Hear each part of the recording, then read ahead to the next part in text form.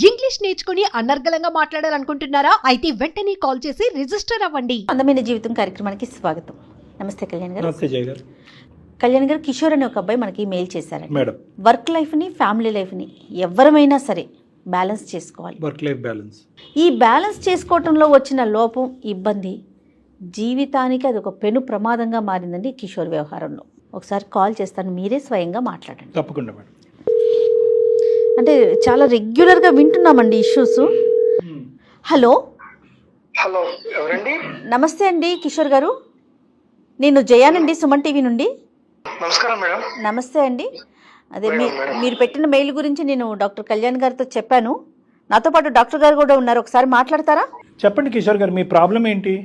Sir, actual గా నేను ఒక రియల్ ఎస్టేట్ కంపెనీ కన్స్ట్రక్షన్స్ దాంట్లో మేనేజర్ గా వర్క్ చేస్తున్నాను సార్. నేను మేనేజర్ గా. మీ వయసు ఎంత అండి? సార్, నా వయసు వచ్చి 32 సార్. పెళ్ళి ఎంతకాలం అయింది? 2 years అవుతుంది సార్ మా మ్యారేజ్ అయ్యి. తను ఏంటంటే సార్, నాకు టైం ఇవ్వట్లేదు, నన్ను పట్టించుకోవట్లేదు, నన్ను అటు తీసుకెళ్ళట్లేదు, ఇటు తీసుకెళ్ళట్లేదు అనేసి. అంటే టైం ఇవ్వకపోవటం అంటే మీ వర్క్ టైమింగ్స్ ఏంటో ఫస్ట్ చెప్పండి. వీకెండ్ లో అయినా ఇంట్లో ఉంటారా, ఉండరా? వీకెండ్స్ తో కూడా ఏంటంటే మాకు కంపెనీ ఈ ఎగ్జిక్యూటివ్ వీళ్ళతో కొంచెం ఎక్కువగా ఉంటుంది సార్. అంటే మీటింగ్స్ ఉంటాయి. వర్క్ టైమింగ్స్ ఏంటండి మీవి? పర్ఫెక్ట్ టైమింగ్ అని చెప్పలేను సార్. అంటే ఎక్కువ వర్క్ మీద టైమింగ్ ఎక్కువ ఉంటుంది. అవును సార్, అవును. పిల్లలండి? ఇంకా లేదు సార్. ఆవిడ ఏమైనా వర్క్ చేస్తున్నారండి మేడం? మేడం వచ్చేసి ఒక 6 months తను జాబ్ చేసింది సార్ బయట. తర్వాత తనకి ఎందుకో ఇంట్రెస్ట్ లేదని చెప్పింది. నేను దాన్ని కూడా నేనేమి పట్టించుకోలేదు సార్. తన ఇష్టంకే నేను వదిలేశాను. అంటే ఇప్పుడు టైం స్పెండ్ చేయకపోవటం అంటే ఏంటి అర్థం? అంటే తనకి ఏం కావాలో చూస్తున్నాను, తన కేర్ తీసుకుంటున్నాను, తనకి ఏం అవసరం బాగానే చూసుకుంటున్నానని నేను అనుకుంటున్నాను సార్.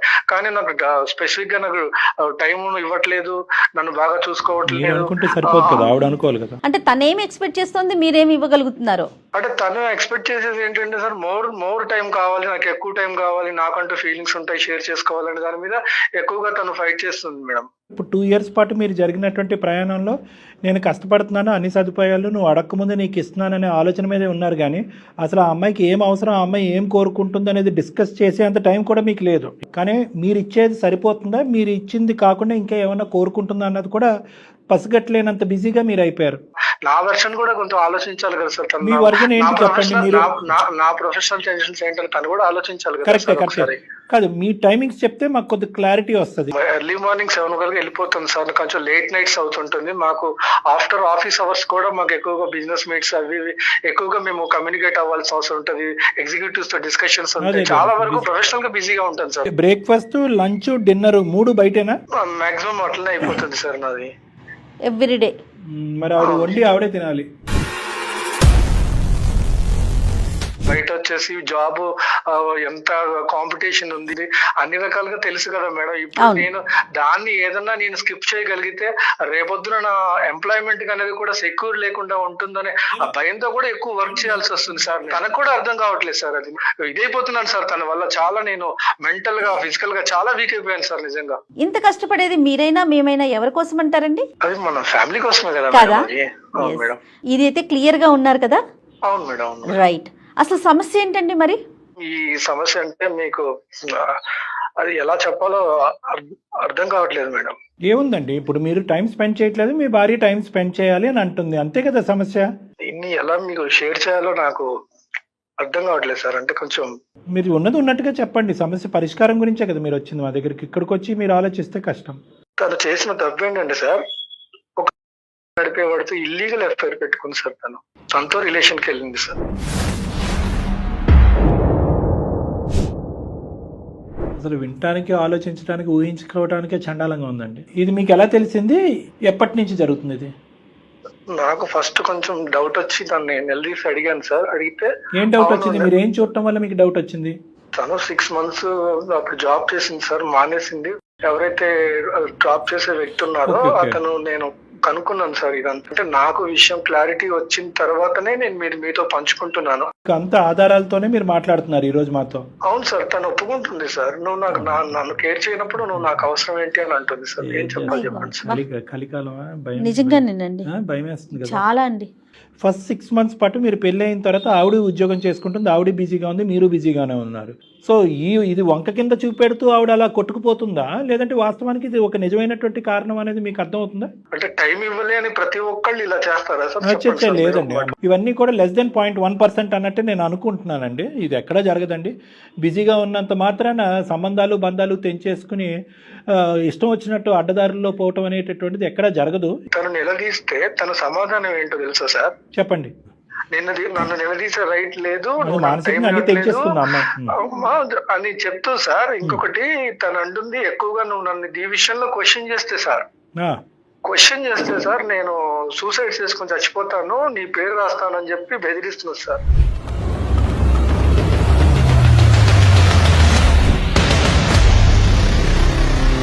వాస్తవం చెప్పాలంటే సార్, తన కోసమే నేను కష్టపడే సార్. తను బాగుండాలని నేను పని చేసేటప్పుడు తను ప్రాణం తీసుకొని నా పేరు రాయటం ఏంటి సార్? అమ్మాయి శారీరకంగా చనిపోవాలన్న ఆలోచన ఇప్పుడు వచ్చినా కూడా మానసికంగా అమ్మాయి ఎప్పుడో చచ్చిపోయినట్టు అండి. ఎందుకంటే విలువలు లేనటువంటి జీవితం ఇంకెందుకండి, ఉండి ఏంటి పోయి ఏంటి అంటే ఇలా మాట్లాడుతున్నానని అనుకోకండి. అన్నీ తెలిసినటువంటి అమ్మాయి ఇలా ప్రవర్తిస్తుందని నేను అనుకోవట్లేదు. ఓకే, అమ్మాయి చెప్పడానికి ఈరోజు ఏదో కారణం చెప్పాలి కాబట్టి నువ్వు నాకు నచ్చట్లేదు అనేటటువంటి అంశం ఒక కారణం కింద చూపెట్టాలి కాబట్టి ఇది ఒక కారణం కింద చూపెడుతుందేమో, అది ఇతను నమ్మాల్సినటువంటి వస్తుందేమో. ఓకే, పెద్దల పంచాయతీ ఏమైనా జరిగిందా? పెద్దవాళ్ళు ఎవరికైనా తెలిసిందా? ఇంతవరకు లేదు సార్. అంటే దీన్ని ఎలా బయటకి తీసుకురావాలి, ఎవరికి చెప్పాలి అనే దాని గురించి మానసికంగా బాగా కురింగిపోయినాను సార్ నేను. ఇది ఎవరికి చెప్పలేనటువంటిది లేండి, కానీ ఒక రెండు ప్రశ్నలు అడిగిన తర్వాత ఏ దిక్కును పోవాలో మనకు అర్థమవుతుంది. ఇది తెలిసి మీరు ఆ అమ్మాయిని తెలిసి ప్రశ్నించి నిలదీసి ఎంతకాలం అయిందండి? సార్ నేను నిలదీసి కూడా దాదాపు 3 నెలల పైనే అయింది సార్. మరి అప్పటి నుంచి ఇప్పటి వరకు మీరిద్దరు కలిసి ప్రయాణం చేస్తున్నారా? ఇంట్లో ఉంటున్నాం అంతే. తన పని తను చూసుకుంటుంది, నా పని నేను చేసుకుంటున్నాను. నువ్వు చెప్పచ్చు కదా నీ బాధ ఇంత ఉందిగా అని చెప్పచ్చు. బయట సుఖాలను కోరుకోంత ఇదే ఉంది ఇందులో అని మీరు అడగలేదా ఒక్కసారి కూడా? నన్ను ఇండైరెక్ట్ గా నన్ను బెదిరిస్తుంది సార్. నన్ను అసలు నేను ఏం చేయాలి దానికి నాకు ఆన్సర్ రావట్లేదు. ఇప్పుడు నేను బయటికి వెళ్ళి ఇంటికి వచ్చే వరకు నాకు టెన్షన్ సార్. అసలు ఇంట్లో తను ఎలా ఉంది, నిజంగా అనుకున్నది ఏదైనా చేస్తే నా పరిస్థితి ఏంటి అని అసలు ఎంత మానసికంగా కృంగిపోయినాను సార్. అసలు ఎందుకు ఇంత పరువు తక్కువగా ఆలోచించేటటువంటి వ్యక్తిత్వం ఉండేటటువంటి భార్యని నీ పక్కన పెట్టుకుని ఇతని భార్య అన్నట్టుగా ఎందుకు ఉంచాలి మీరు? ఏముంది ఆ అమ్మాయి దగ్గర నుంచి మీరు పొందినటువంటి అంత గొప్పతనం ఏముంది 2 years? సార్ మొదటిది తనంటే నాకు ఇష్టం సార్. ఎందుకో తెలియదు మనకి. తను మీరు ఎందుకు భరించాలని మీరు అడుగుతున్నారు. అవును సార్, ఇప్పుడు మా ఇద్దరి మధ్యలో ఏం జరిగింది, తనేం చేసింది, నేనేం చేసింది అనేది మా ఇద్దరికే తెలుసు సార్. బయటికి తెలిస్తే సమాజం ఏమనుకుంటా సార్? ఆ డిస్కషన్ లోకి వెళ్ళాలంటే చాలా లోతుగా వెళ్ళవచ్చు, సమాజం వర్సెస్ మనస్సాక్షి గురించి. సర్లేండి, ఇప్పుడు మీకు ఆవిడంటే ఇష్టం, సమాజం అంటే కనుక ఇలాంటివి తీసుకెళ్తే చేతకాని మొగుడు అనేటటువంటి పరువు పోద్దు అనేది ఒక ఆలోచన మీకుంది. ఏదో సమాజాన్ని వచ్చి ఈవిడ్ని బాగు చేయమనండి, కౌన్సిలింగ్ ఇచ్చి బాగు చేయమనండి ఈవిడ్ని. మీరేం ఎక్స్పెక్ట్ చేస్తున్నారు? ఇప్పుడు డాక్టర్ గారిని ఏం మాట్లాడమంటారు? అసలు మాట్లాడమంటారా లేదంటే నిర్ణయం మేము ఏం చెప్తే అది చేయాలని మీరు అనుకుంటున్నారా? సార్ మీకు మెయిల్ చేసిన ఉద్దేశమే సార్, నాకు ఏదన్నా రిలీఫ్ వస్తుంది అని నేను ఆశించే చేశాను మేడం మొదటగా. కరెక్ట్. అయితే మేడం తను అంటే నాకు ఇష్టం మేడం. ఇప్పటికైనా తను మారి తన తప్పు తను తెలుసుకుంటే కూడా నేను క్షమించడానికి సిద్ధంగానే ఉన్నాను. మీరు చేసినటువంటి తప్పు ఏమన్నా ఉన్నది అంటే కనుక అది చొక్క మాత్రమే. ఆ అమ్మాయి చేసినటువంటి తప్పు ఒక గీత లాంటిది. సో ఈ రెండిట్లకి చాలా డిఫరెన్స్ ఉంది. ఫస్ట్ అది మెంటల్గా తీసేసేయండి. ఈరోజు మేము మిమ్మల్ని అడిగే ప్రశ్న ఏంటంటే, మా సలహా మీకు ఇచ్చేస్తే ఫోన్ పెట్టేయచ్చా లేదా భార్యతో కూడా మాట్లాడాలా? అసలు దాన్ని ఎలా తీసుకోవాలో నాకు అర్థం కావట్లేదు. కానీ మీరు మాత్రం ఒక్కసారి మీరు మాట్లాడి మీరు ఏదన్నా చేయగలిగితే నాకు ఏదన్నా చేయండి సార్. అది మాత్రం నేను ఆశించేది అదే. కిషోర్ గారు అనేది ఏంటంటే, మళ్ళీ తను యాక్సెప్ట్ చేయడానికి రెడీగా ఉన్నారు. ఆ అమ్మాయి మనసు మార్చుకొని ఇక మీదట ఇది జరగదు, రిపీట్ కాదు అంటే గనక ఆయన యాక్సెప్ట్ చేయడానికి రెడీగా ఉన్నారు. అంతేనండి? అవును మేడం. మీరు చెప్పినటువంటి కారణానికైతే కనుక 99% ఆఫ్ ద కేసెస్లో నేను జయ గారు ఎందుకు వచ్చిన పాపం అయ్యే, ఎందుకు వచ్చిన భారం వదిలేయ్యా అని చెప్తాం. కానీ కేవలం ఒకే ఒక మాట మీరు అన్నారు, ఏంటంటే నా భార్యను నేను ప్రేమిస్తున్నాను అని అన్నారు. కాబట్టి మీలో ఆల్రెడీ ఆ క్షమాగుణం ఉంది కాబట్టి ఆ అమ్మాయి ఏమన్నా మార్పులు చేర్పులు చూపెడుతుందేమో ఒకసారి గమనిద్దాం. లేదు ఇప్పటికి కూడా ఆ అమ్మాయి బ్లేమ్ గేమ్ ధోరణిలోనే నువ్వు బిజీ మెంటాలిటీ కాబట్టి నేను బిజీ అవుతాననే మెంటాలిటీలో ఈ అమ్మాయి మాట్లాడితే మాత్రం కౌన్సిలింగ్ మార్పు ఆ అమ్మాయికి కాదు, కౌన్సిలింగ్ మార్పు మీకు రావాలి. ఆ విధంగా ఓపెన్ ఎండెడ్గా ఇస్తేనే మేము ఆ అమ్మాయితో మాట్లాడతాం. మెట్టు దిగండి, మరీ దిగజారిపోకండి, ఫోన్ కలపండి. మీరు ఒకసారి ఆవిడతో మాట్లాడి మేము ఉన్నామని చెప్పి మాకు అంటే డాక్టర్ గారికి అప్పచెప్పండి అండి, మాట్లాడతారు. సరే మేడం. రైట్. దయచేసి లైన్ లో వేచి ఉండండి. అంత బిజీ ప్రతి ఒక్కరూ ఉంటాం అనేది మీరు అన్నారు చూడండి, ఒక క్వాలిటీ టైం అనేది ప్రతి ఒక్కరం ఇవ్వాలి. అందుకోసం ఆవిడ తీసుకోవాల్సిన నిర్ణయం అయితే ఇది కాదు కదా కళ్యాణ్ గారు. హలో హలో దీప్తి, చెప్పు, ఎందుకు కాల్ చేసావు నాకు? అలా మాట్లాడితే ఎలా? నేను చెప్పాను కదా నీతో, నేను మాట్లాడని చెప్పేసా, ఇంకా అక్కడితో కథం. ఇంకా నాకు మాత్రం ఫోన్ చేయక నాతో మాట్లాడుకో. నేను ఏమన్యాయం చేశాను చెప్పు. ఏమన్నా చేసావేంటి? నేను చెప్పాను కదా ముందే నీకు. నేను నువ్వు చేసిన తప్పు ఇంకొకళ్ళు ఎవరైతే వేరే వాళ్ళు ఎవరు క్షమించే వాళ్ళు కాదు, నీతో మాట్లాడే వాళ్ళు కాదు. నువ్వు చేసిన తప్పు కాదా? ఎన్నిసార్లు నీకోసం ఎంత ఘనంగా వెయిట్ చేశాను. ఏ రోజైనా నాకు టైం ఇచ్చావా? నా లైఫ్ తో నువ్వు ఆడుకుంది నువ్వు. నీకు జాబు, నీకు శాలరీ, నీకు డబ్బే కావాలంటే ఆ అవసరంలో పెళ్లి చేసుకోవద్దు. నా లైఫ్ స్పాయిల్ చేసింది చాలు. ఇప్పుడే పెళ్లి చేసుకున్నప్పుడు ఇట్లా ఉన్నావు, రేపొద్దున నా పిల్లలు పుడుతున్న పరిస్థితి ఏంటి? నేను ఎవరి కోసం కష్టపడుతున్నాను? నా భార్య బాగుండాలి, రేపొద్దున పుట్టే పిల్లలు బాగుండాలి, మన లైఫ్ బాగుండాలి, లగ్జరియస్ లైఫ్ రావాలి, అన్ని రకాలుగా బాగుండాలని నేను కోరుకుంటున్నా. తప్పు లేదు దీప్తి. అంటే నా వైపు నుంచి అయితే నేను ఎటువంటి నీకు హాని చేయలేదు. నీకు కళ్ళలో కూడా దీప్తికి అన్యాయం చెయ్యాలనేది ఆలోచన కూడా నేను రానివ్వను. నువ్వు పబ్బులకి, సినిమాలకి, షికార్లకి ఇచ్చినంత టైం నాకు ఏ రోజైనా టైం ఇచ్చావా? భార్య ఒకతుందా ఇంట్లో, తల్లిదండ్రులు వదిలిపెట్టి వచ్చింది, నీ కోసం లైఫ్ స్ట్రగ్లింగ్ చేసిన నువ్వు ఎప్పుడైనా ఆలోచించావా? నాకు అవన్నీ ప్రొఫెషనల్ మీటింగ్స్. నా పర్సనల్ గా ఊరేగటానికి నేను ఎక్కడికి వెళ్ళలేదు. కానీ నువ్వు చేసింది ఏంటి?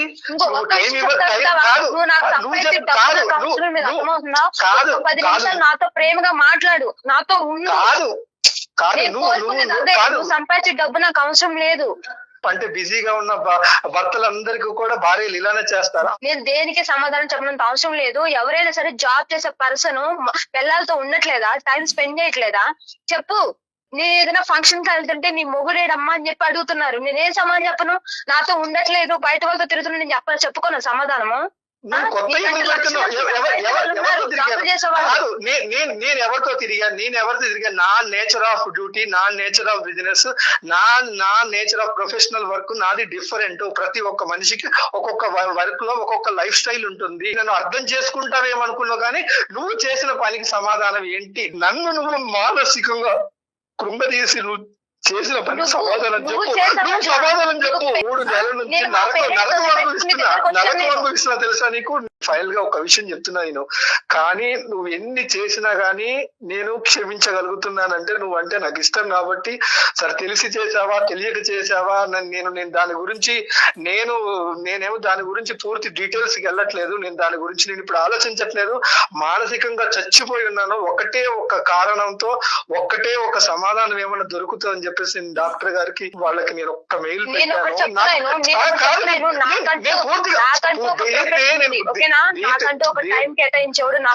నేను పూర్తిగా చెప్పేది వింటావా లేదా? నేను వాళ్ళకి నేను మెయిల్ చేశాను. వాళ్ళు బ్యాక్గ్రౌండ్ లో కూడా ఉన్నారు. నా కోసం ఒక్కసారి మాట్లాడు. నిన్ను బ్రతిలాడుకుంటున్నా. ఒక్కసారికి మాట్లాడు. దీప్తి, నమస్తే అమ్మా. డాక్టర్ కళ్యాణ్ చక్రవర్తి, అందమైన జీవితం. నాతో పాటు సీనియర్ హోస్ట్ ఉన్నారు, జయ గారు. నమస్తే సార్. నమస్తే. జయ గారు తెలుసమ్మా? తెలుసు సార్. నమస్తే అమ్మా దీప్తి. నమస్తే మేడం. మరోలా అనుకోవద్దు, మొత్తం మీ కన్వర్జేషన్ మొత్తం మేము కూడా వింటూ ఉన్నాము. డాక్టర్ గారు నేను కూడా సైలెంట్ గా. మరి ఇంత చక్కగా మాట్లాడుతున్నా నువ్వు, మా ప్రోగ్రామ్ చూసేటటువంటి వాళ్ళు కూడా ఇటువంటి పక్కదో పడుతున్నారు అనేటటువంటిది మాకు చాలా బాధ కలిగిస్తుందమ్మా. అంటే మేము 4 పాఠాలు నేర్పించడానికి మేము ఈ కార్యక్రమం మొదలు పెడితే, నీలాంటి తెలివైన చదువుకుని ఉద్యోగం చేసేటటువంటి ఆడపిల్లలు కూడా ఇలా పక్కదోవులోకి వెళ్ళి పిచ్చి పనులు చేస్తే ఏంటమ్మా అర్థం? సార్, నేను జాబ్ చేశాను సార్. నా భర్త ఇబ్బంది పడిపోతున్నాడు, నా భర్త టైంకి తినట్లేదని చెప్పి నేను 6 నెలలు జాబ్ చేసి మానేశాను సార్ నా భర్త కోసము. ఓకే, మంచిది. నీ భర్త నీతో పాటు టైం స్పెండ్ చేయాలని ఉండటం అనేది కరెక్టే. భర్త టైం స్పెండ్ చేయట్లేదు అనేది కూడా అతను ఒప్పుకున్నాడు. అంత మాత్రాన ఈ రాంగ్ ఫ్రెండ్షిప్స్ బిల్డప్ చేసుకుని వెళ్ళిపోవటమేనా? అదేనా మీ తల్లిదండ్రులు, మీ పెద్దవాళ్ళు నీకు నేర్పించింది? దాన్ని నువ్వు సమర్థించుకుంటున్నావా? ఈ వేరే వ్యక్తితో ఫ్రెండ్షిప్ రిలేషన్షిప్ ఏదో పెట్టుకున్నావు, నాకు తెలియదు ఏంది అన్నది, ఆ వివరాలు కూడా నేను అతన్ని అడగలేదు, నీ నోటు ద్వారా విందామని. అదేనా పరిష్కారం ఈ సమస్యకి? ఎందుకంటే ఇవ్వని నాకు టైం నాకు ఆడిస్తున్నాడు సార్. ఎందుకంటే ఇంట్లో ఉండి పిచ్చిదాన్ని అయిపోయాను సార్. ఎప్పుడో మార్నింగ్ వెళ్తాడు, ఈవినింగ్ వస్తాడు. నేను ఒక భార్య ఉన్నదాన్ని, ఒక పిచ్చిదాన్ని ఉన్నదాన్ని పట్టించుకోవాలి కదా సార్. నేను ఏమైనా షాపింగ్ సిరాకులకి ఏమైనా తిరగమని చెప్పట్లేదు. నాతో 10 నిమిషాలు ప్రేమగా మాట్లాడమని చెప్తున్నాను సార్. ఇక్కడ నీకు ఒక భర్తను పెట్టుకుని అటువైపు డైవర్ట్ అవటం అనేది తప్పు.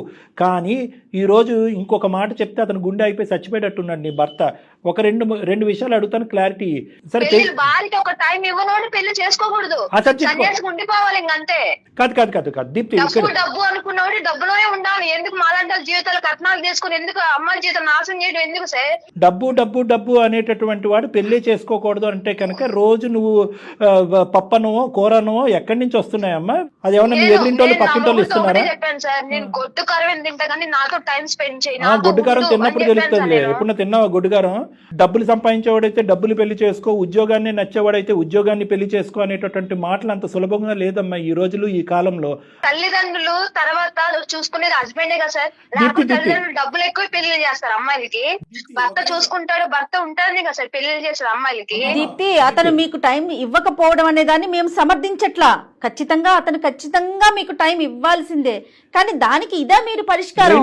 ఇది 2 చాప్టర్స్ కింద మాట్లాడుకుందాం. కొద్ది కూల్ డౌన్ అవ్వమ్మా. ఎందుకంటే ఇది నలుగురు ముందు పెట్టేటటువంటి పంచాయతీ కాదు. మీ తల్లిదండ్రుల వరకు వెళ్ళలేదు, అతని తల్లిదండ్రుల వరకు వెళ్ళలేదు. ఇది అందమైన జీవితం అనేటటువంటి ఈ వేదిక మీదే ముగించాలి అనే మంచి ఉద్దేశంతో మేము ఇక్కడ మాట్లాడుతున్నాం. 2 కాన్సెప్ట్స్ కింద మాట్లాడుకుందాం. ఒకటి టైం ఇవ్వకపోవటం, రెండోది నువ్వు సో కాల్డ్ సంబంధం పెట్టుకోవటం. ఈ 2 వేరే అంశాలు. టైం కేటాయించకపోవటం వల్ల సంబంధాలు పెట్టుకోవాలి అనుకుంటే ప్రపంచంలో ఒక్క కుటుంబం కూడా సవ్యంగా ఉండదు. ఎవరైతే కనుక నిన్ను ఎక్కించుకుని ఆఫీసులో దింపేటటువంటి ఒక వ్యక్తితో నువ్వు ఒక కనెక్షన్ పెట్టుకోవటం అనేది కరెక్టా అని మేము అడుగుతున్నాం. చేయకూడనటువంటి తప్పు ఏమన్నా చేసావా? నార్మల్ గా మాట్లాడుతూ నార్మల్ గా ఉంటాం సార్, అంతే. రిలేషన్ అంతా కూడా ఏం లేదు సార్. వాళ్ళకి ఆల్రెడీ మ్యారేజ్, పిల్లలు ఉన్నారు సార్. నాతో టైం స్పెండ్ చేస్తున్నారు, నన్ను అర్థం చేసుకుంటున్నారు, అండర్స్టాండింగ్ ఉంది కాబట్టి ఉంటున్నాను సార్. నేను మీ ముందే ఇట్లా మాట్లాడుతుందంటే సార్, నా ఇంట్లో ఒక్కడున్నప్పుడు పరిస్థితి ఏందో మీరు ఒక్కసారి ఆలోచించండి సార్. నంగనాచి మాటలు మాట్లాడుకో, అర్థమవుతుందా? నేను ఎన్ని రోజుల నుంచి నేను నరకం అనిపిస్తున్నాను ఇంట్లో నాకు తెలుసు. నువ్వు నరకం చూసావా, నేను నరకం చూసాను అనేది నా అంతరాత్మకి తెలుసు, పైన భగవంతుడికి తెలుసు. గుర్తుపెట్టుకో. నీ అంతరాత్మకి సమాధానం చెప్పు, నీ అంతరాత్మకి సమాధానం చెప్పు చాలు. నువ్వేం చేసావో, ఇన్ని రోజులు నీ గురించి నేను టార్చర్ అనిపించానో నాకు తెలుసు. టార్చర్ అనిపించే ఏం చేశాడమ్మా? ఉద్యోగం చేసుకున్నాడమ్మా. ఆ ఉద్యోగంలో డిమాండ్ అతనికి ఏమి సరదా ఎక్కి కొవ్వెక్కి ఆఫీస్ లో కూర్చోట్లేదు. ఎప్పుడు ఇంటికి వస్తానా నేను? ఎంత టైం మనతో పాటు రాదు సార్. మనం ఉన్న రిలేషన్షిప్ లో నా టైం అనేది ఉంటుంది సార్. అమ్మ మీరిద్దరు కలిపి సముద్రం అంత ప్రయాణం చేయాలి. 2 సంవత్సరాల్లో ఏమి 3 మూళ్ళు ముచ్చటేమీ కాదు. జీవితాంతం సుఖపడేటటువంటి దానికి ఓపిక ఓర్పు ఉన్నప్పుడే మీరు కష్టపడతారు. Make hay when the sun shines అంటారు పాత సామెత. అతను కష్టపడుతున్నాడు. అతను ఆఫీసులో కూర్చున్నంతసేపు, ఏదో మీటింగుల్లో కూర్చున్నంతసేపు నీ గురించే స్మరించుకుంటున్నాడు. ఎప్పుడు వైఫ్ వెళ్ళిపోవాలి, ఎప్పుడు ఇంటికి వెళ్ళిపోవాలి, ఎప్పుడు వైఫ్ దగ్గరికి వెళ్ళాలి అని అనుకుంటున్నాడు.